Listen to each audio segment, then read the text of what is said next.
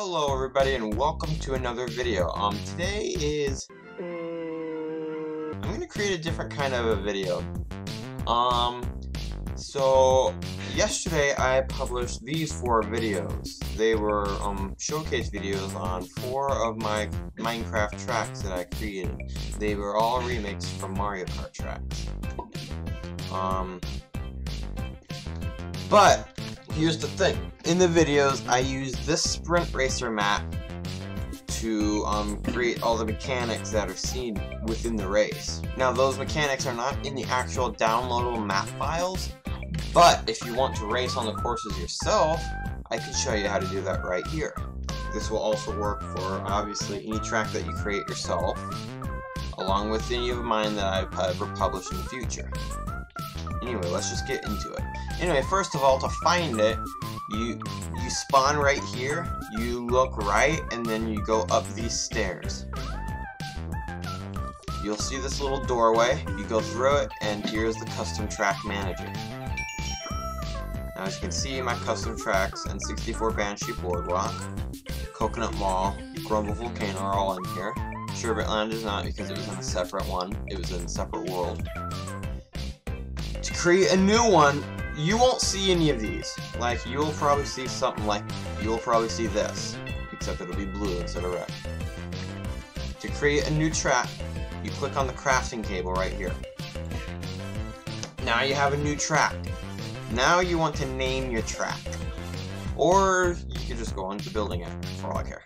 It doesn't matter what order you do it in exactly, but if you want to do the track settings right now, to change the name of your track, you click change, and then you go down here, replace track name with whatever you want. I'm going to call it tutorial track. You click it again, now it says tutorial track on it. You can set the lap count, by default it's 3, checkpoint count, 3, I don't know if 3 will be enough for the one I created, but we'll see. You could choose whether it supports AI or not. We'll have to get into that later, but I'm going to support AI because I know how to do it. Time of day can be whatever you want it to be. I'm going to set it to sunset just because. The weather, again, can be whatever you want. I'm going to keep it clear, but you also have rain and thunder. Daylight cycle can be on or can be off. Time limit is how much time you have to complete the track. I think once first place finishes, you have a minute to finish. Difficulty ranking, I'm going to keep that at novice because it's going to be an easy track. It's just for testing purposes. But you also have intermediate, expert, and master. Now, track coordinates. When you click set coordinates, you will be teleported to 0, 0 always, every time. Even if you already have a track here, you will always be teleported here. What you do is TP whatever random coordinates you think of off the top of your head. Always keep the middle one at this thing right here, whatever it's called, and yeah, just teleport to random coordinates. It doesn't really matter what your Y coordinate is, it's always teleport here. And then you click set coordinates to current location. Click this structure block, and now you either build your track or import it. Build your track, just like that. If you don't know how to make a schematic, then you're going to have to look that up. I'm not going to go into that in this video. But it's not that hard to do. But you do need the World Edit mod to do it. Alright, now that you got your track created, if you need to adjust this, just go ahead and do that. Now that you got your track built, you can go to warp and edit track. Alright, I'm going to put my finish line right here. Alright, now that I got my finish line created, now it's time to make the track work. Now, it's not that hard. In order to do it, you gotta drop your, you gotta drop this piece of wool right here. It'll turn into green wool. That means you're now in editor mode. If you go into your survival inventory, what the heck? Why are my eggs not here? There they are. I don't know why that happened, but that was weird. But they're here now. So these are your nodes. You have to have an activator at all times. For a small track like this, you probably only need one, but if you have a bigger track, you might want to place something more. I always place like at least 3 of them, but this is kind of a small track, so I probably only need one. I'm just going to place it there. What the activator does is it activates every other node within like 1,000 blocks, I think. It might only be 100, I don't know. I don't remember exactly what the number is, but yeah. This should cover the entire track. But anyway, once you got your activators placed down, you want to go to player start and finish line. You want to change your finish line settings before you place it, but if you place it and then later realize I probably needed to change your settings, you can do so. So, checkpoints needed to complete the lap. For now, I'm going to set that to 3. If I need to change it later, I can. Missed checkpoint warning can be on. Y coordinate trigger area. Keep that at nearby. Any Y means that no matter what Y coordinate it's at, it'll activate. But keep it at nearby, just for simplicity's sake. Wrong way warning. I'm not going to go into how to make that part work in this video, so keep that off for now. Position calculator point. Keep that at yes. Keep in mind that you have to place multiple finish lines to cover the entire finish line. You have to have only one of them at yes. Place it right in the middle if you can. Perfect. It covers every single block. If it doesn't do that, then you probably want to place multiple finish lines. You'll still be fine to do that, you just have to have one of their position calculator points set to off. Alright, now, player start. This is where your player will spawn. You drop it to configure it. And for the first one, you want to click time attack start point. This part really doesn't matter if you're never going to use time attack mode, but if you do, you want to click yes. Place it down in like the center. Okay, you only need one time attack point. So drop it again and then click no for the rest of them, because you need multiple spawn points. Otherwise, everybody's just gonna spawn on the same block. You don't need too many, but enough to where not everybody's gonna spawn on one block. So that should do it right there. That should be good. Okay. They just happen to all be facing the correct direction right here. As you can tell by this, these particles right here show which way it's facing. According to this, it's facing the right direction. But if they were not, you would want to select them using the snowball. Throw it out a node and it'll select it. You can select multiple nodes at once. Alright, I got all of those selected. Now let's pretend they were facing east, for example. They're looking that way now. You want to select south. Now they're all facing the right direction. You click Q to cancel the selection so that you don't accidentally mess up them down the road. Next step is to add checkpoints. These are very important. These are how, number one, the laps count, and number two, these are also how the positions are calculated. You probably want at least 2, but you probably want more than that depending on how many twists and turns there are on your track. I recommend having a way of telling where they are in the race, because you won't be able to see the nodes in game. Most tracks use stained glass and quartz, so that's what I use by default. So I'm going to put the first checkpoint right here. It doesn't matter where you put them necessarily, but that will affect how they calculate your checkpoints.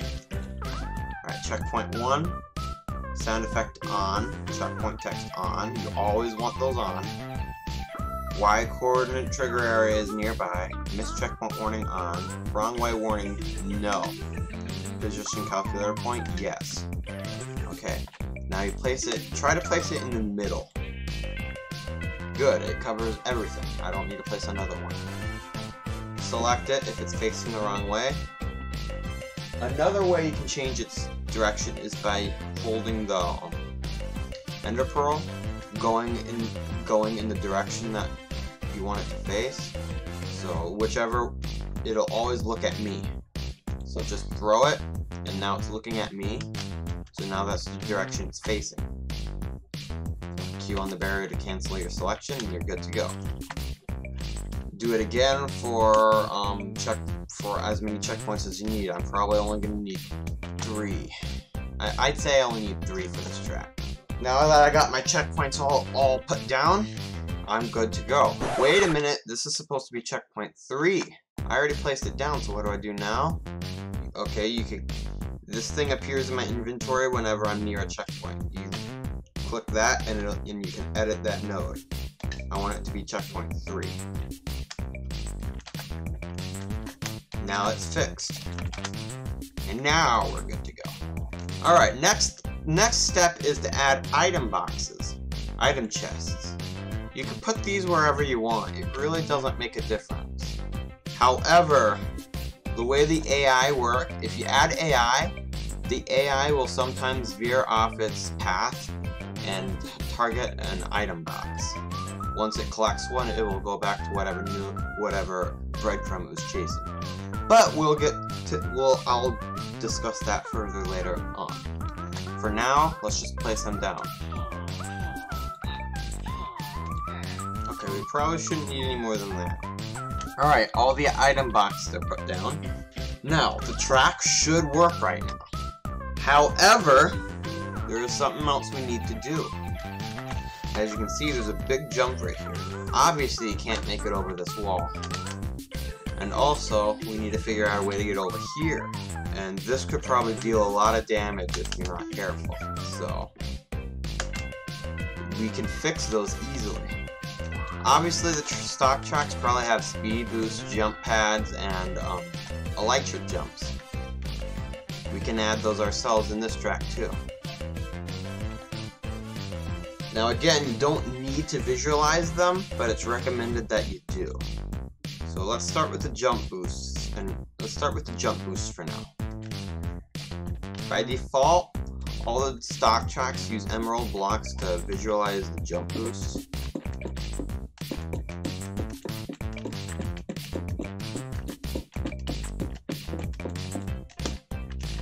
Now, I don't think you need to put one on every individual block, because I think it has a radius of 1 block, but I could be wrong about that. Now, 5 will probably not be enough, so 2, 3, 4, 5, 6, 7, 8, 9, 10. This goes up 10 blocks. I would do like 12 right here.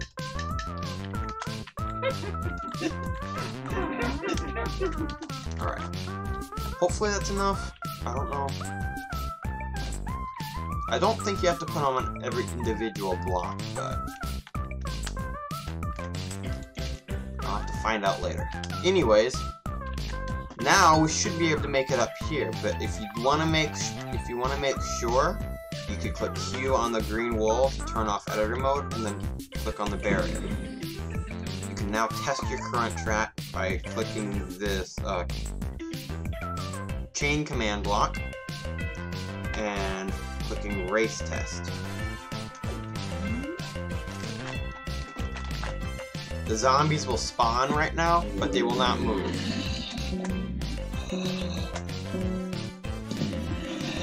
Let's see if this is high enough. It is. It's plenty high enough. But I took a little bit of damage, so I might have to lower them. Alright, if you want to end your test early, just open your inventory, click call vote, and then open your chat, and click end test track. Kind of a complicated setup in my opinion, but that's how you do it. Warp and edit track. reopen editor mode so you can edit the nodes, and there. Now because 12 seems to do damage to me, I'm gonna have to remove them. You can use the creeper egg to get rid of all nearby nodes. It will delete all nodes within the vicinity. However, if you only want to delete certain nodes, jump boost 12 ones, you select them with the snowball, and then using the creeper egg will not blow up the ones that are not selected. Let's test it again to see if 9 is enough. And it is. It's perfect.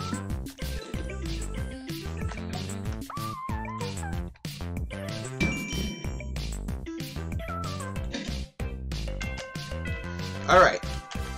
Now that we're back here, from here, the track will work just as we intended it to. However, right here, you're going to take a fair amount of damage when you fall. That's where you want resistance. Alright, now, resistance is usually shown by an iron block.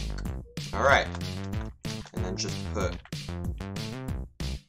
the resistance, you can set it to either 3 seconds or 5 seconds. 3 seconds should be enough right here. Alright. The resistance will absorb all damage done to you, even some by items, I think.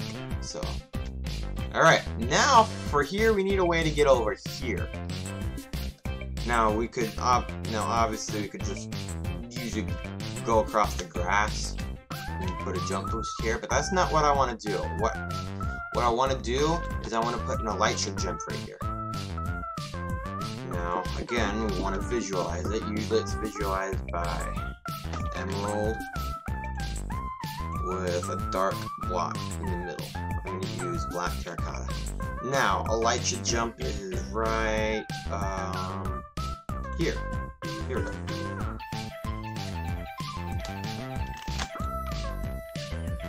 There are 3 jump heights: short, medium, and high. I think short will be enough here, but I'm going to do medium just in case.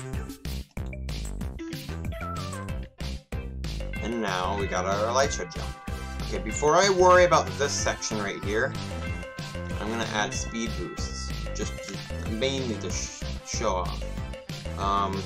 Gold and diamond. These are the 2 colors usually used for speed boosts. I'm going to put a speed boost right here. That's speed 20, which is usually shown by gold blocks. Speed 30 is usually shown by diamond blocks. We put those right about here.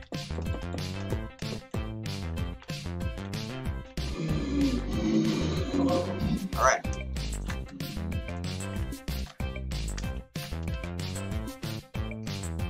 Got my speed boosted down. Those are only there to show what they do, show how to do what to do there.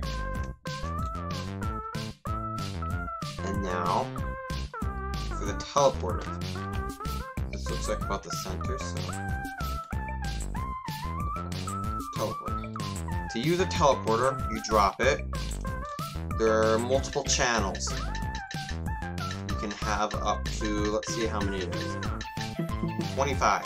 I thought of something funnier than 24. Let me hear it. 25. There are 2 types, a source teleporter and a destination teleporter. The source is where you go in, the destination is where you go out. You can have the particles on. Most of the time you want them on. Under certain circumstances, you might want to turn them off. Same with the sound.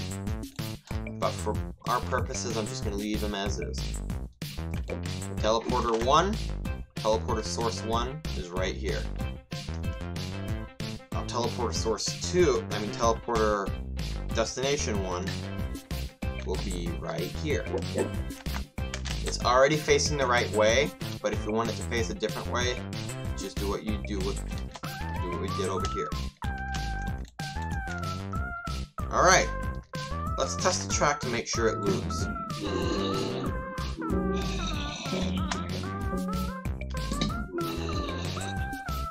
Boing.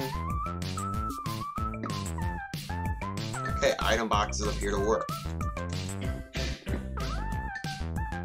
Speed boost did. That speed boost works. Yeah, low might have been enough. I don't know for sure, so. Alright, we completed 1 lap. I think I have it set to 3 laps right now, so.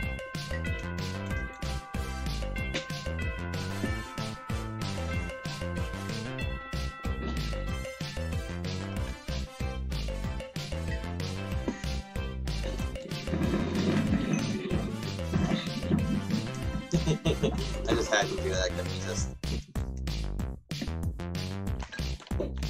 Whoop, my chicken bomb.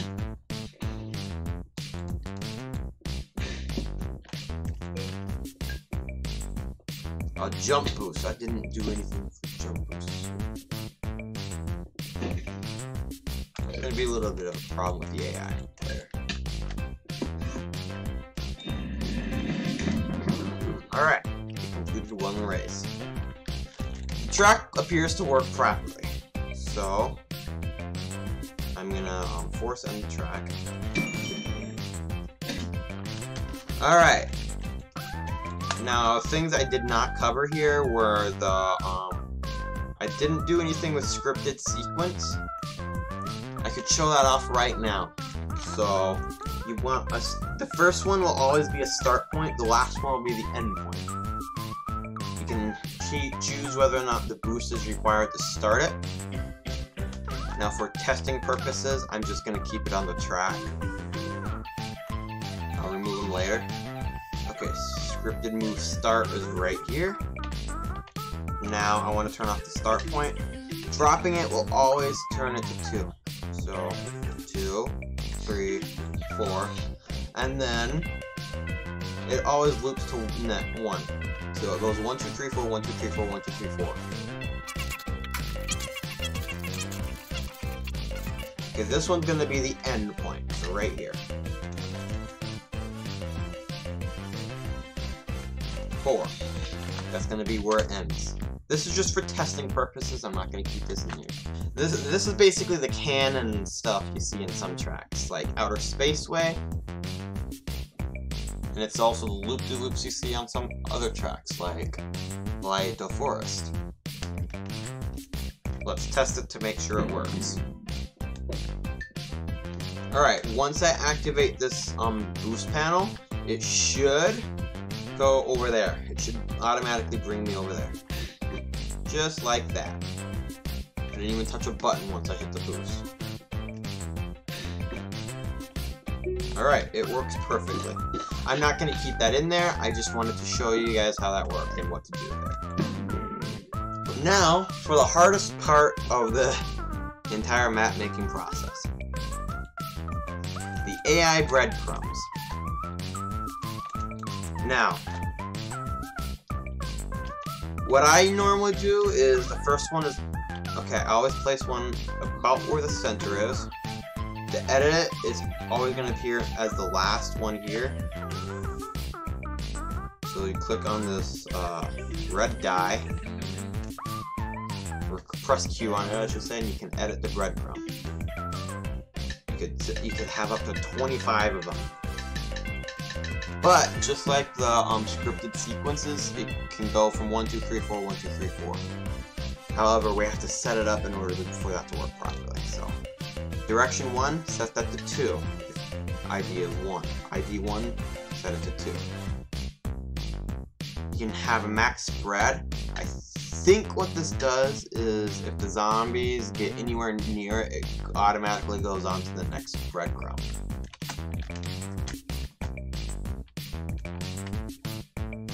Alright, breadcrumb 2 will be right here. Set that one to 3. Alright, this is on a jump boost, so what we want to do is force jump. Now, you're probably going to want to add a delay, especially in this case, so I'm going to add a delay of 10 ticks, just because. They'll probably run into the wall a bit, but they should be able to jump over the wall.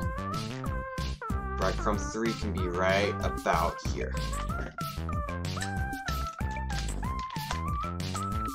Turn off force jump. Max spread can be 3, I guess. Alright, and... Alright. Let's put breadcrumb 4 right about here.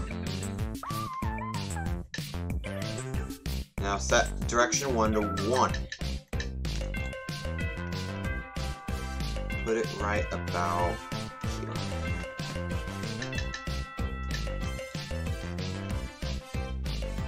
Now, making it turn a little smoother, I'll worry about that later. But for now, let's just add the breadcrumbs. I'm going to keep doing what I'm doing. I'll probably speed up this video right about now.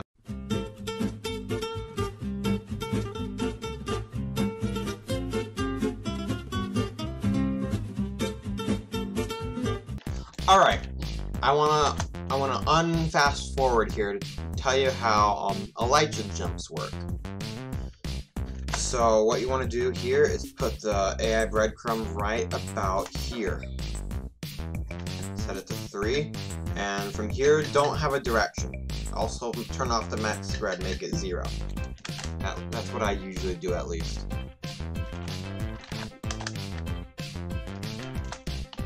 Okay, what the AI do is they fly up and they automatically go to whatever their next checkpoint is. You have to keep that in mind when placing both your checkpoints and your breadcrumbs. And when the AI touches the ground, it will lose its elytra and go to the closest breadcrumb. So that's why you don't need a direction on that. So what I should be able to do is put breadcrumb 4 right here. It should go to that. I think it will. But what I'm going to do is I'm going to add a direction. It doesn't matter what it is, but I think it should automatically go to that breadcrumb anyway, even if there's not a direction on it. Now, teleporters work the same way. If an AI uses a teleporter, once it gets out of the teleporter, it will go to the closest breadcrumb. So I'm going to place breadcrumb 3 right here. Set this to 4. Set breadcrumb 4 right here. Alright, now they should work, but we have to make sure. Whichever direction the green particles are going is the direction the AI are going to go. So breadcrumb 3, you can't see the particles here because they go through the wall, but you can see them going through there. Breadcrumb 3.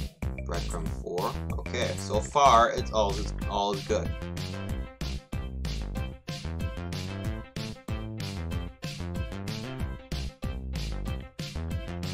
Alright, breadcrumb 4. Now, here's where it gets interesting. This one is trying to go up to breadcrumb 1 up here, even though there's a breadcrumb 1 down here.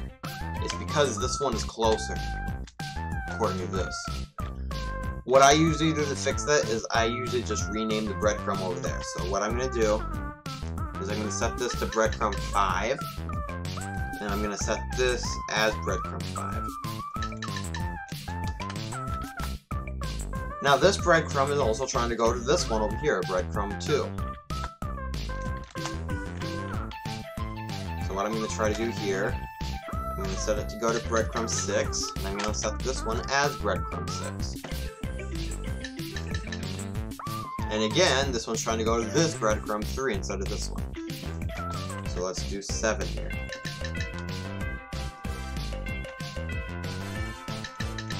Alright. Now, they're all working correctly, as far as I can tell. Now, the zombie should work. The zombie should automatically jump right about here. And they will, and since gliders are automatic every time, they'll automatically use this. Let's test to make sure they work. I'm going to stay in last place just to see what they look like. They should move now. Alright. Jump, jump. Yes! And as you can see, they can kind of collect boxes on their own. Okay, they kind of fall off here, so... What I usually do is, you can do a quick edit, is what I like to call it. To do that, you just enter creative mode. And you can fix things as is. The zombies will not move during this time. So what we might want to do here is make a curve left. That should fix it. I'm going to do the same thing over here. Curve left. I just realized I want curve right, not curve left. Curve right. That one should be good to go. I'm going to have this one curve right as well. I'm going to have these ones curve left. Actually, that one needs to be straight. This one can be curved right. And now, we can test it. Go back into Adventure, and it'll work.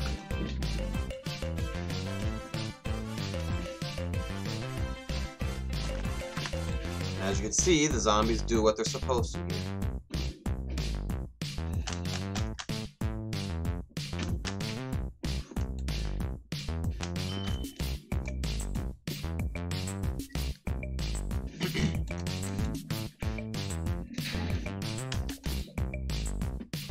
Now, Ender Pearls and Jump Boosts and Elytras. That's going to be the next thing. Dang it, that did not work. That worked. There we go. Whoops. Okay.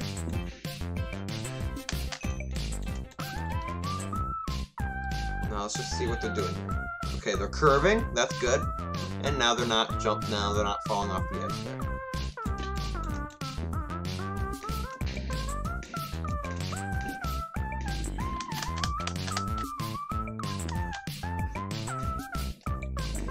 Now I use lightning. The zombies appear to be working properly now.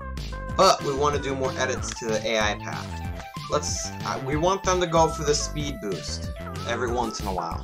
We probably don't want to have them go for it every time, but sometimes. So in order to do that, I'm going to place a breadcrumb on top of the speed boost, right about here. I'm going to set it as breadcrumb, let's see, breadcrumb 8, breadcrumb 9. I'll do breadcrumb 9. And then direction 2 is what you want to change here. Change it to 9. Now it will go for the speed boost. And then breadcrumb 9 will go for breadcrumb 4, just like breadcrumb 3 does. Breadcrumb 3, let's change this one as well. Let's add a breadcrumb. I'm going to add breadcrumb 10 down here. That one should go for breadcrumb 4. Yes, okay.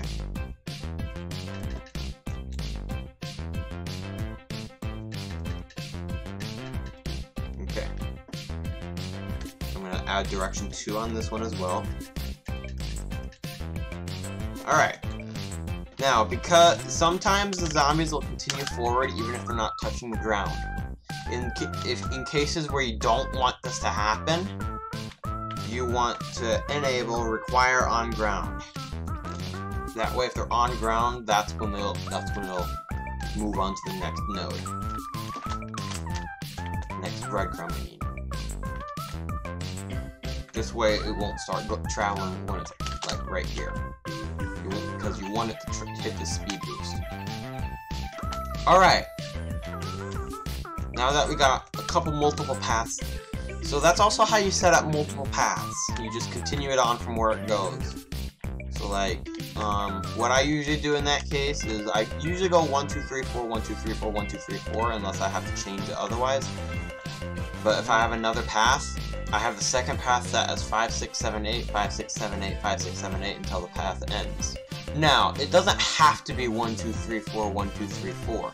It could be 25, 16, 9, 8 for all I care. As long as the next breadcrumb is the one that it's set to, it'll still work. Alright. We're not done with the AI yet, because see the, okay, the barriers of this is right here, so I'm gonna have breadcrumb 1 right here. This is where they'll use an elytra. When they use an elytra, they will always go for the next checkpoint, just like they do with an elytra pad. So they'll all automatically come over here, and then they'll target the closest breadcrumb when they land, which is breadcrumb 1. They'll go backwards a little bit. That's fine, as long as it's not too much. There's not really any places for them to use a jump boost here. So what I'm gonna have to do is I'm gonna have to create an alternate. I'm just gonna have to create a test one right here. 12 seconds later. Breadcrumb 2. What we could do, I'm gonna add breadcrumb. Let's see, breadcrumb. Let's do breadcrumb 11 right here, and then have a target breadcrumb 12, and then force jump.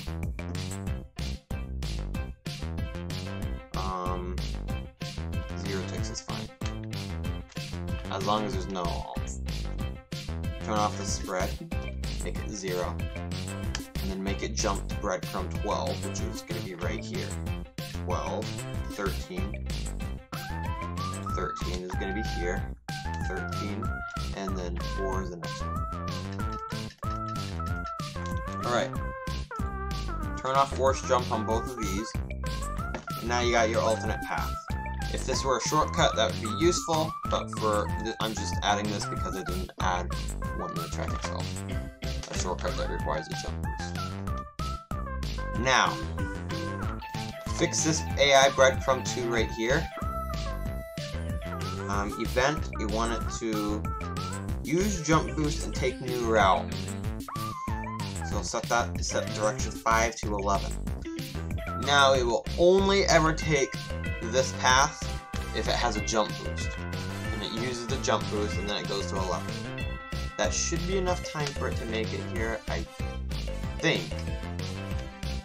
If not, we'll have to check it out later, but that's how it's going to work. Now, I'm going to have breadcrumb 2 right here throw an ender pearl at breadcrumb 5, which I think the closest breadcrumb 5 is right there. So I don't need to add a new one. But if you need, you can add a new one and have it throw the ender pearl at that, if you need to. I think that's about it. The track should be fully functional now.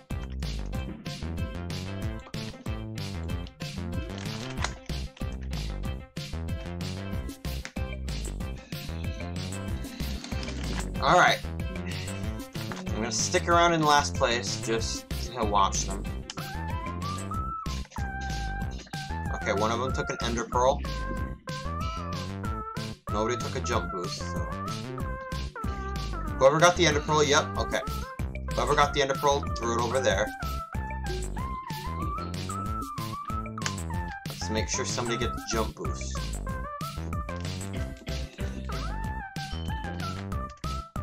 Okay, somebody will get a jump boost right here. Okay. Whoever gets the jump boost will take this path. Just like that. There you go. The track is fully functional now. You just saw somebody use that ender pearl. And like I said, they went backwards a little bit. That's okay as long as it's not too much.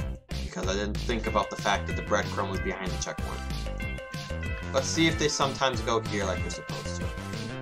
I'm gonna have to restart the race because it seems like they're very less likely to actually take their alternate routes. So honestly, I don't know why. I don't think the chances of taking one path are the same as taking another. Just dive bomb into that.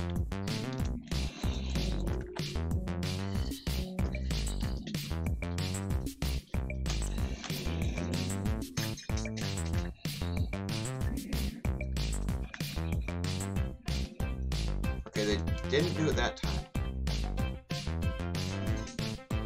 Huh. They should do it every once in a while. They won't always do it, though. Let myself get eliminated.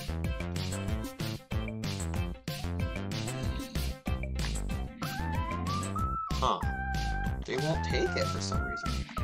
Okay, that one took that speed boost, so...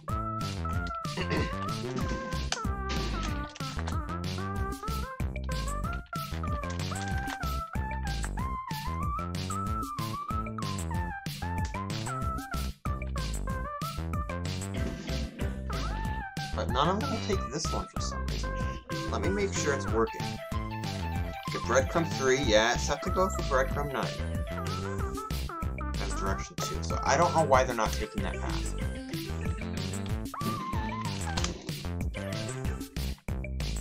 Alright, now, a couple other things about the AI I should mention are, like, if the AI are blocked by something, what they will do is they will attempt to jump over it. That's why they jump over here. Actually, they don't technically have to jump over it because they teleport before they get a chance to. But if the teleporter was a little bit further back, they would jump over this wall, even though I don't have it set to do that. But if they cannot jump over it, what they will do is they will reset. They will automatically reset.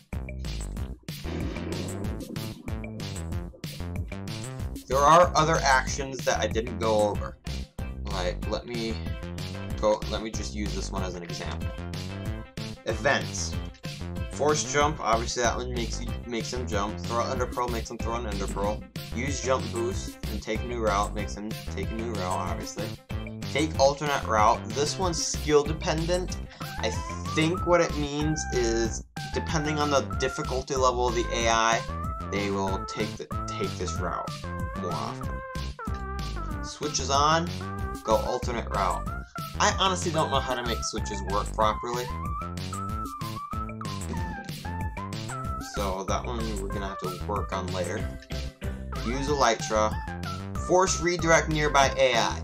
So if an AI is off course for whatever reason, what you can do is you place a node that has this event, and it will, instead of doing whatever it was doing before, it will follow this one instead. If it gets in like this radius.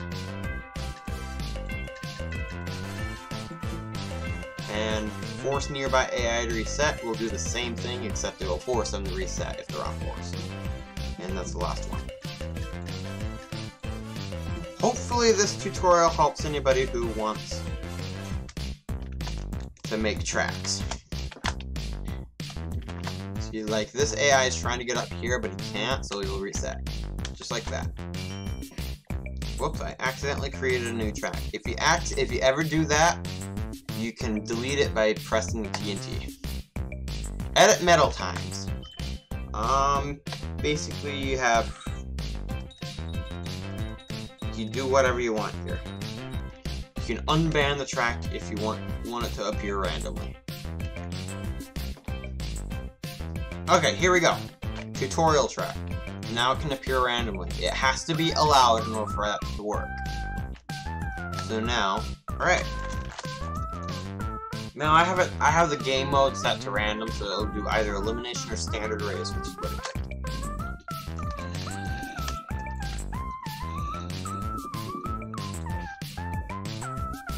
Now they should go for this speed boost, but I don't know why they won't. See, that one did for that one, so I know it's working. Uh-oh! I threw that Ender Pearl way far. Luckily I got to the checkpoint before. Maybe I can even get to this one. Things that did not go over in this video are wrong way detectors and what else? Reset points. So like if you go over onto the grass, it should reset you. I don't actually properly know how to do that, but I do know how to do the wrong way things, but I just don't ever feel like doing it. So it's not really that important for a wrong way detector isn't very important. But if for some reason you're not good at going the right way, then you probably want one.